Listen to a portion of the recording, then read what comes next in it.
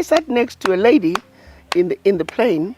She was an American, and she said it flat out. She said, "I'll bash my U.S. when I'm within the U.S., but outside the U.S., I will never bash the U.S." That's what everybody else does. But internally, we talk as children. But Africans don't do that. We don't.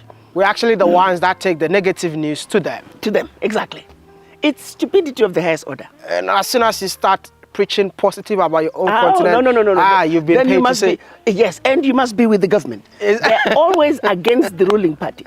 It's not about the government. We support whoever is in power. One other thing that was done after the Berlin Conference is putting in place a system to make the Africans believe that everything African was bad and everything European was better. We suffer from the legacy of colonialism. We automatically feel inferior when faced with our Caucasian brothers and sisters. That is something that we as individuals need to deal with. You know, white supremacy and the fact that we were being called black and they're calling themselves white, I call that lie number one. It is just such a blatant lie. They are not white, we are not black, and yet for centuries, we have failed to denounce the lie. What is wrong with us? You see what I mean? Yeah. And yet, that lie has such profound effects, subliminal messaging all around. We just know that we are inferior. You know, we just know that we are not as beautiful as they are. Somehow, we are programmed to just take second place. You know, it's like one of those cases where the front door is open, but we feel more comfortable going through the back door. Those kind of things, we do them without thinking. We are automatically just taking second place when we could take first place. In the grocery store, if a white person is behind it, go ahead. The brainwashing is so deep that we have to be in the present. We have to be consciously aware of what we are doing and constantly check ourselves. We did not end up of this mindset overnight. It's going to take a lot of undoing over time. And that means one has to be conscious. One has to accept the fact that they're suffering from the legacy of slavery and the legacy of colonization. If you don't accept that you're suffering from this ailment, how do you begin to heal? It's like me as a doctor. I can't help you as a doctor if you don't realize you're sick and you come to me. So first, it's acceptance that we are suffering from these two conditions. And not only are we suffering from them, we are in the intensive care. A lot of Africans feel so inferior because they don't know their history. They don't know their history, but also they've just been told. Back to the line number one, you are black and you're ugly. It's everywhere. So it's not even, they don't know. They're just automatically, they're living in a world that just says, you are second class, you are inferior. You know, and we have never really done anything to denounce that lie. So if you don't know your history, where we are sitting right now, this is a replica of Great Zimbabwe.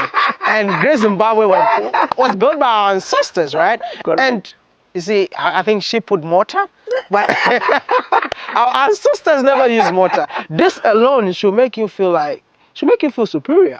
Because even they were doing research trying to say that, no, it was not done by Africans. So this is how Africans need to know that you need to travel more within Africa just to discover yourself, just to know that you are not what they tell you that you are.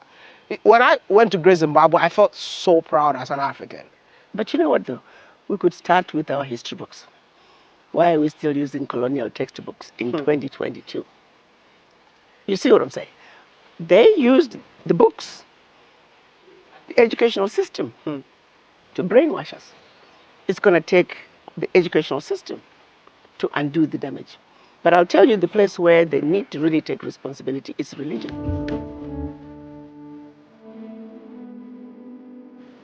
It is religion that was used to brainwash the African. And it's going to take religion to also undo it. Why do we go into a church and see a white Jesus Christ? No. We all know Jesus Christ was a black man. That's a fact. In fact, I like to say Jesus Christ was an African diaspora. Born in the Middle East, grew up in Egypt. That's the definition of an African diaspora. I mean, let's face it.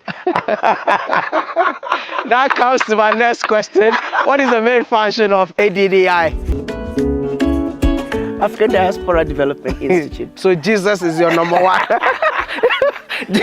Number one African diaspora. That's right. Number one African diaspora. Well, what is the main function of the ADDI? To mobilize African diaspora to participate in the development of Africa. I have the 6th region of Africa. We got the 6 regions of Africa, which is just an entity that's just by name only. What do you mean? Can you say 6th region is like ECOWAS? It's like SADC? What does it mean? Where do you go if you want to go to the 6th region? I thought they had an office in Ghana. Huh? Where? Okay, I've seen an office in Ghana, which it's ADDI. Not ADDI, but it's an office for the 6th region. No. The 6th region has not been officially approved as a decision by the African heads of states. All they have done is to approve it and made it a part of the constitution. That's it. I'm so confused because I went to the launch of the African diaspora flag though. So, I mean, I have to do more research about that then. There are processes in which the African Union works. You are a smart man. You can look them up yourself. One person doesn't get up and decide they're going to do something without consulting the people. Consultation with the people is important. What do you think it will happen to Africa if the African diaspora decide to invest more in Africa?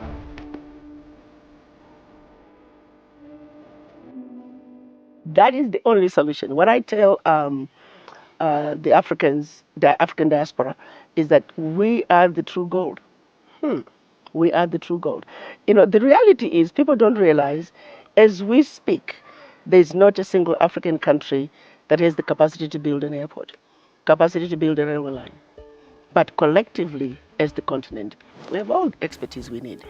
But each country is trying to look within its country, and when it cannot find the expertise, they go outside the continent, because we are not united.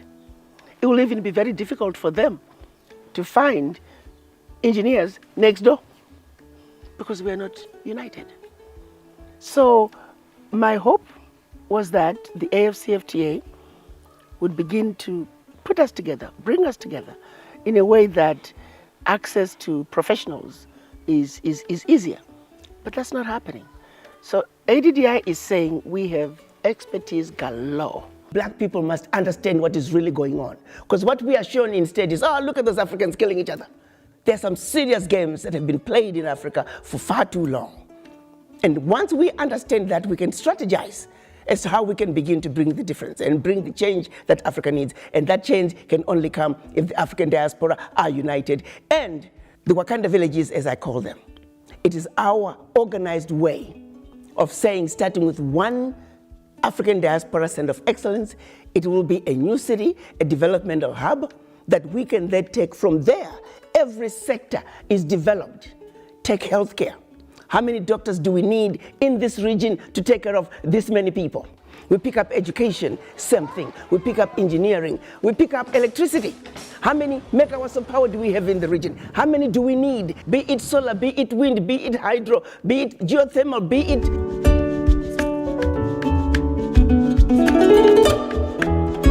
I use the example of the airport in Atlanta. The busiest, probably most beautiful airport, most well-run airport. It was built by majority, over 50% black people.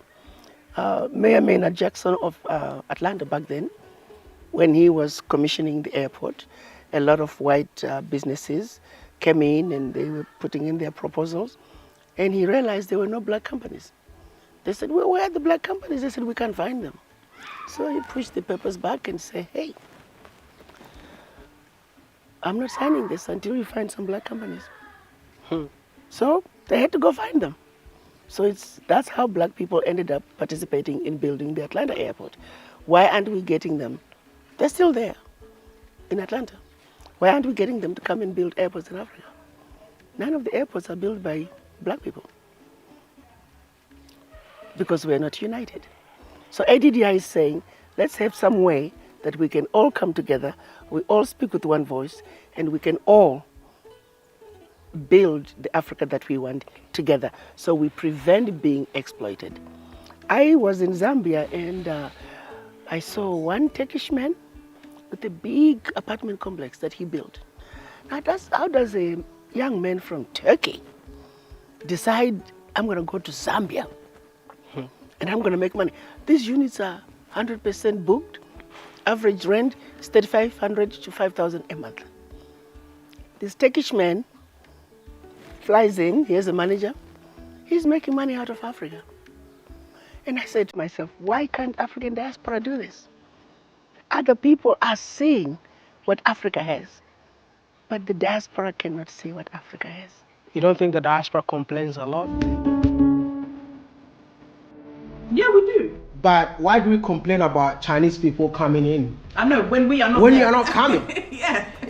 I think there's this thing I need to tell people, man. Wherever there are people complaining a lot, that's where the opportunity is. Absolutely. But yet, when Africans get so comfortable with life in the US, life in Canada, Europe, and they start saying that there's nothing in Africa, I think you've built a successful business in Africa. Yeah, absolutely. And I think there's a lot of people that have moved back. We need to look at the opportunity, because when you are in the diaspora and you come back, when you come, you see so much opportunity. And I think that, look, sometimes it's not about you working alone. It's about you partnering with somebody, right? Because you can't do it alone. There are businesses, there are young entrepreneurs here who just need investment, who just need somebody with your expertise. All they need is investment from somebody in the diaspora to come and partner. We need more partnership. That's how we're gonna grow. But you know what, with ADDI, those who are members of ADDI, the conversations have changed. The conversations have changed. But those who are not yet aware, they complain. That's all they do. Somehow they expect change to come to Africa through osmosis. They want to complain from 10,000 miles away, and they want somebody to build an Africa that they want, that looks more like the West, so they can just waltz in. What they don't realize is it's happening. Africa is moving forward, except we don't own it. The outsiders are owning those nice grocery stores that you go in and they're well staffed with everything you want, hardware stores with everything you could ever think. I can live a life in this country like I live in America, but we don't own it. Who owns Africa? You see, you got to understand that when we were under colonization, the companies that ran the economies of all African countries were companies that belonged to the colonizer. If a country was colonized by the British, the majority of the companies that controlled the economies of those countries were British.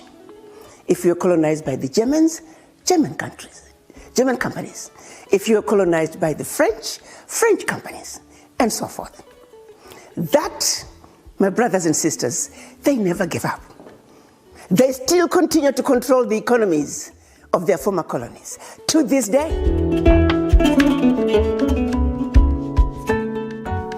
But the opportunities are still there. There's still room, plenty of room for African diaspora to come in.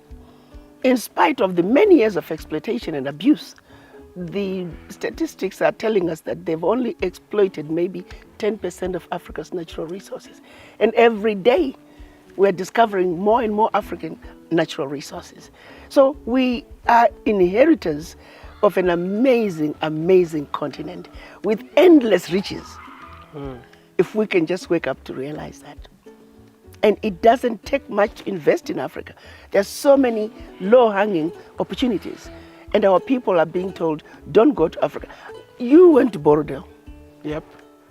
Would you think you are in Zimbabwe? No. White people everywhere. I was in Victoria Falls, same thing. But Africans are being told, don't go to Zimbabwe. Don't go to Africa. No, they want to keep Africa to themselves. And we're stupid enough to listen to their narrative and believe in them. And then not only do they tell us, don't go to Africa, they want you to be the mouthpiece to bash Africa. No, I will never bash Africa. You know, I sat next to a lady in the plane. She was an American, and she said it flat out. She said, "I'll bash my U.S. when I'm within the U.S., but outside the U.S., I will never bash the U.S." That's what everybody else does. But Internally, we talk as children. but Africans don't do that. We don't. We're actually the ones that take the negative news to them. To them, exactly. It's stupidity of the highest order. And as soon as you start preaching positive about your own Oh, continent, no. you've been Then paid you to must say, be, yes, and you must be with the government. Always against the ruling party. It's not about the government. We support whoever is in power. Period.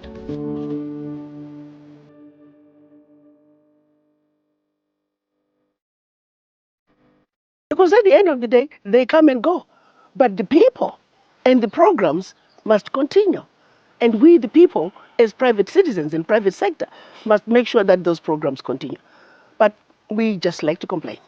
And that is another serious disease, which again now says, when it's all said and done, in spite of all the other issues and factors that come into play for us to be where we are today as a people, when it's all said and done, it goes down to you and the image in the mirror. Your mind. You see, a free mind, a mind that is free of colonization, it doesn't matter where you take me. If my mind is clear and I can see clearly, you cannot use me to destroy myself and my people. what qualifies one to join ADDI? You just have to be an African. All people of African descent. You must be a person of African descent. Just before I go, you didn't tell me anything about you. You're born and raised in Zimbabwe. Born and raised in Zimbabwe. Which part of Zimbabwe? Chivu. Where is Chivu? Chivu is in Mashonaland East. Oh, okay. Yes, yes. So you grew up here? Grew up here. I left soon after high school to go to college. Oh, okay. Yeah, I've been out of the country for 45 years. Married a Ghanaian, and so I'm a very proud Ghanaian wife. I said, when it came to husbands, I knew where to go. I get in trouble with Zimbabwean men for that. But also, there was a study that said that Ghanaian men made the best husbands in the world. No, that's a fact. Yeah, that's a fact. I have to agree with you. So which is the Quao came from the Ghanaian one? That's the Ghanaian one, yes. How was life growing up in Zimbabwe? I believe that It was during 45 years apartheid. ago during apartheid. And that's what really saddens me. When you see young people, you even hear some young Zimbabweans say life was better during Ian Smith. Have you heard something like that? No, Yeah, people will talk like even to today, I hear it. Yes, yes. Life was better during Ian Smith. Are you kidding me? When you were only able to be either a domestic worker, if you're lucky to become a nurse, or a primary school teacher. That was it. Then the rest, farm worker. That's were the only options. You couldn't go to college. You were not even good enough to be a bank teller. That's how bad things were. We were relegated to the west parts of the countries, where no rains. You couldn't really do any meaningful farming. They pretty much had us cornered. And you call that, because you were able to have a bag of meal and have your sadza every day, you call that life? Even the ones who are complaining the most, they are the doctors and the lawyers and the accountants, they're all these professionals.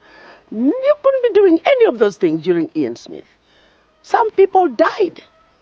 People don't realize it took a few young men, bold, awoken young men, to get out of their hut and say, if I go east in this direction, I shall end up in a country called Mozambique that is sympathetic to my cause. I'm risking my life, I'm leaving my family, I'm gonna go out there, I'm gonna learn how to fight, and I'm gonna come back and defend what belongs to me. If I go north, I'll end up in a country called Zambia, Tanzania. And so young men left with nothing but the belief that things cannot continue to be the way they are. Where are those young men?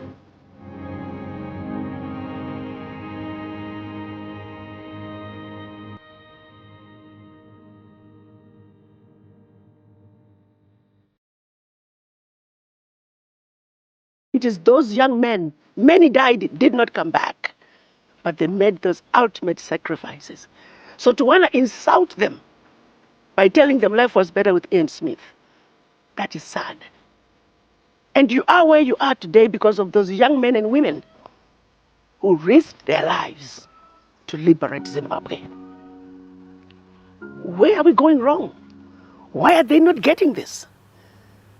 We are now in what we call the fourth war of liberation. The fourth Chimurenga in Zimbabwe we would call. The first Chimurenga was when the British came and the Mbuya Nehanda's war of resistance. The second one when the young men and women went into the bush, guerrilla warfare. The third Chimurenga for Zimbabwe is when the war of liberating our lands. And now we are in the fourth Chimurenga, which is the economic liberation. And they have to realize, for us to be economically liberated, it takes unity, it takes understanding. Clearly, being submissive to those who have always abused us is not how we are going to get to the promised land. Our people must wake up. And for them to wake up, they need a serious conversation with the image in the mirror. Your final message to the youth of Africa.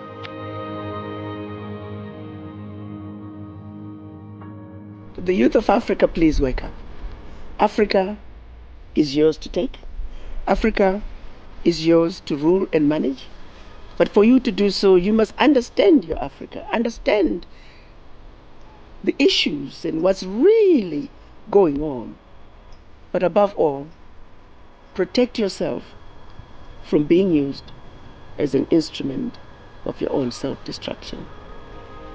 Guard yourself, because you are red meat when it comes to the West and their desire to destroy and exploit and control Africa through you. The question is, are you willing to be used? Are you going to be one of the few brave men who came out of Zimbabwe, out of Mozambique, out of Namibia, out of South Africa, out of Angola, out of Algeria, and many other African countries to say, I am sick and tired of being sick and tired. I'm going out, I'm going to learn how to fight, and I'm going to come back, and I'm going to defend my turf. Are you one of those? So my desire is to see all of us Africans wake up and defend our turf.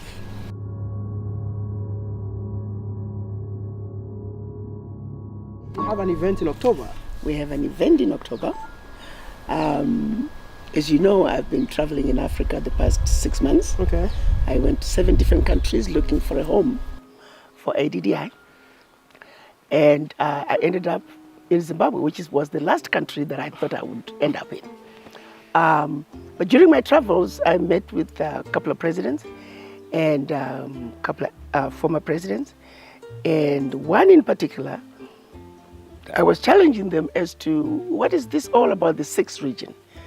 You only proclaimed all people of African descent living outside Africa, which still is not correct because you're making an assumption that I have the same privileges as the African American, which is not true. I am an American citizen, but I'm also a Zimbabwean citizen. An African American only has one citizenship. They also need a citizenship in an African country. That's how we equalize the playing field. So what were your plans and how are you intending to equalize this? And that's when this former president said, well, we did our part. We incorporated the sixth region into our constitution. And now it's up to you, Diaspora, to organize yourselves. And we need a meeting, a representative sample of diaspora from every corner of the world. They must come, you must find a host country to host you, and you meet, you deliberate on what you want. If you tell us what you want, we'll be happy to approve it. But it cannot be just one small organization here.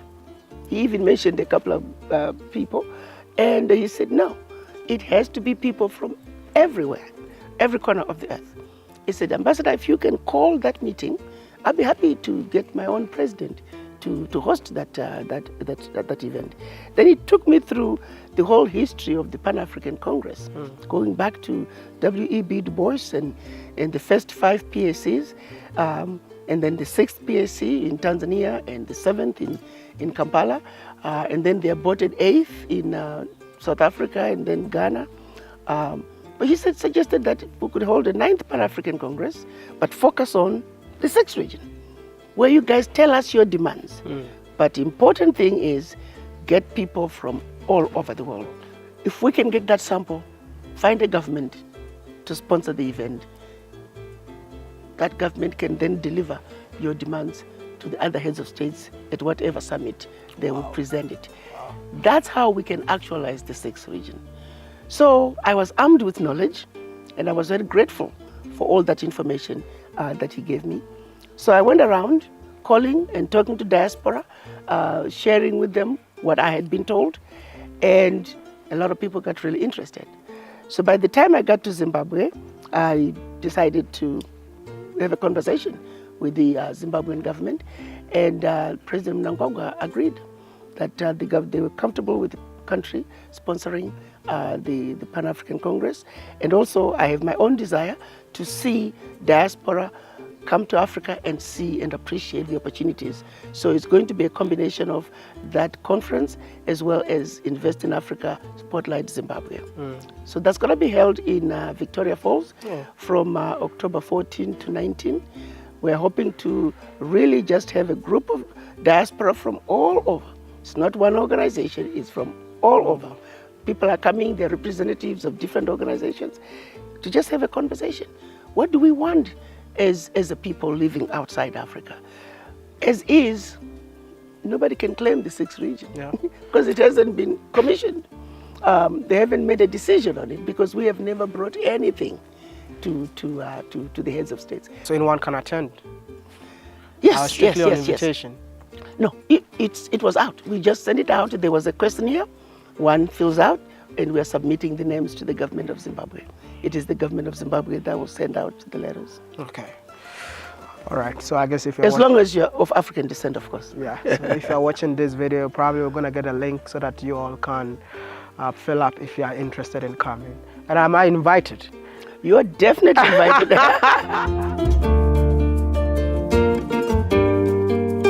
We're very proud of you, especially that you are an African youth who is awoken, who is enlightened, who gets it. We hope that more and more young people can emulate you and realize that Africa is going to be built by the Africans. The good, the bad, and the ugly, we must own it. That is our Africa. We can no longer continue to bash Africa. If you don't promote Africa, then who are you? And I'm telling you this, I will never bash Africa. You and I can have a conversation about what's going on. It's internal, it's family. But I'm not going to go out there and just bash Africa. For what reason? For what reason? There's so much good out of Africa.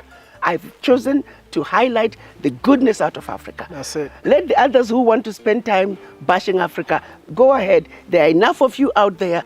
I have decided for the remainder of my days, I am going to highlight the goodness out of Africa. Because you see, it's like two wolves, the good wolf and the bad wolf. If you continue to feed the bad wolf, he just gets stronger and will destroy you. I've decided I'm going to feed the good wolf. And that's talking about the good news out of Africa, and there's plenty of good news out of Africa. Exactly. So thank you for your work. That's exactly what you're doing. Thank you. Thank you so much for that. I really appreciate you. I still can't believe that I'm sitting down with you, and I hope and believe that there's going to be more conversations that we're going to have. Absolutely. Probably one of these days I might invite you online for us to have another conversation like this online. Absolutely. And I look forward to seeing you here in October. Thank you.